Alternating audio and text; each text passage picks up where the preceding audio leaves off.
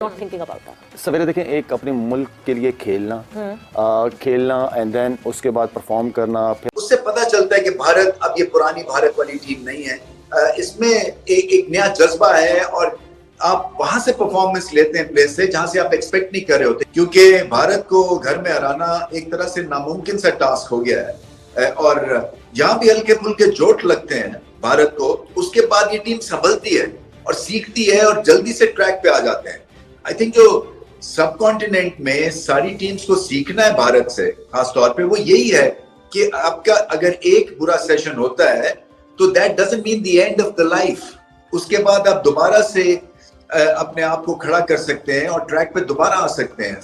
और फिर वही बात है कि अगर रोल्स डिफाइंड हैं, क्लैरिटी है, ड्रेसिंग रूम एनवायरनमेंट में गलतियां की गुंजाइश होती है और उससे सीख के फिर आगे आप अपनी गलतियां सुधारते हैं और प्रेशर नहीं होता है और एक तरह से रिदम बना हुआ है, कॉम्बिनेशन बना हुआ है, तो फिर ऐसी परफॉर्मेंस मिलती है। एश्योरेंस है कि अगर एक दो मैच कोई ऊपर नीचे हो भी जाए तब भी they know they have the quality.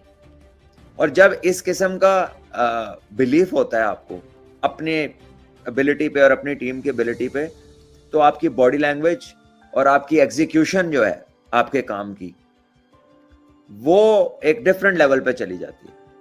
और फिर आप ऐसे छोटी मोटी चीज से या एक आध सेशन से या 3-4 विकेटों के गिरने से आप डिटर नहीं होते। फिर आपको ये नहीं होता कि लाले पे आ गए ने उनकी हो, यानी फिर ऐसे 3.5 विकेट दिखते हैं, थाने ओ जी मुश्किल हो गई, बस गए उन। तो ये चीज स्टेबिलिटी का जो फैक्टर है, उसके क्रिकेटिंग फैक्टर्स के अलावा भी जो दूसरे फैक्टर्स हैं वो भी देखे जाएं तो स्टेबिलिटी बहुत मैटर करती है। और आई थिंक कि वो चीज वहां पर बहुत ज्यादा है प्लेयर्स के लिए।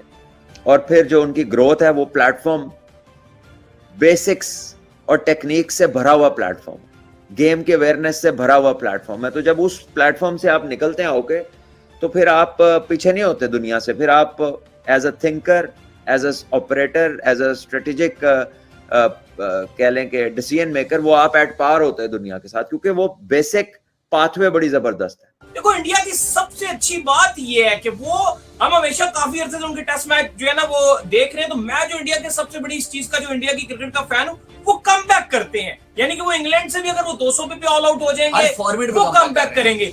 इंग्लैंड में 35-36 रन पर, जो ऑस्ट्रेलिया में 35-36 रन पर ऑल टीम आउट हो जाएगी, सीरीज ले जाएंगे। उनके अंदर खसूसियत ये है कि कम बैक करते हैं। तो ओवरऑल अगर आप देखो तो आपको मानना पड़ेगा कि कमाल किस्म की परफॉर्मेंसेस दिखाई है, लाजवाब दिखाई है। और इंडिया ने प्रूव किया कि चैंपियंस टीमें किस तरह से खेलती हैं। ऐसे ही हम ऑस्ट्रेलिया को हरा के नहीं आ रहे थे, कोई हमारा फ्लूक नहीं था, हम नंबर 1 है और ऐसे ही खेलते हैं। और अफसोस होता है यार फिर इनको देखकर, इनकी पार्टनरशिप ऐसे देख के, इंडिया किस तरह से कम बैक कर रहा है।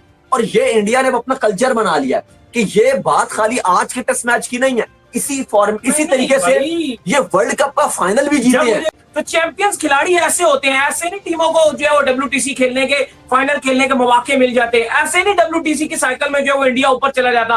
वैसे ही WTC में जो है वो इंडिया ने 2-2 फाइनल्स नहीं खेल रखे हैं। आज आया हुआ था इंडिया का क्राउड चकाचक आ गया एकदम से। क्राउड को पता है कि भाई गेम हो रही है यहाँ पर अगले निकालेंगे। अपने क्राउड को यकीन होना चाहिए कि यार ये इस सिचुएशन से भी निकल कर आएंगे, और उन्होंने उस सिचुएशन से इंडिया को उठा दिया। तो ये चीज बोल रही है कमबैक भारत के जैसे करना चाहिए, क्योंकि भारत ने पहली बल्लेबाजी करते हुए पहले सेशन में पहले दिन का मैच वॉश आउट होने के बाद दूसरे दिन जब टॉस जीत के बल्लेबाजी करने का फैसला लिया तो काफ़ी गलत डिसीजन था रोहित शर्मा का। रोहित शर्मा ने इसको एक्सेप्ट भी किया है, लेकिन दूसरी पारी में जब भारत में बैटिंग करने आया तो great knock by Sarfaraz and also Virat Kohli. तो इसे देखते हुए पाकिस्तान मीडिया बोल रही है भारत के जैसा कमबैक करना चाहिए पहली पारी में जल्दी आउट होने के बाद भी। तो दोस्तों, आप लोगों को अगर वीडियो पसंद आए तो वीडियो को लाइक, सब्सक्राइब और चैनल को ज़्यादा से ज़्यादा अपने दोस्तों के साथ शेयर करें। धन्यवाद दोस्तों।